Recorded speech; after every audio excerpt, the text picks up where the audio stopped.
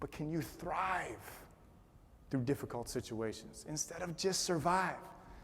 Because life doesn't necessarily just happen to you. It literally happens through you so that you can use it for the benefit of others. I was giving a talk on Zoom a couple years ago to a company, and we're doing the question and answer afterwards. A lady was just sharing her story with me, and she said, just without stopping, she says, yeah, David, 2 months ago I had both my legs amputated. I was like, whoa, stop. Both your, what?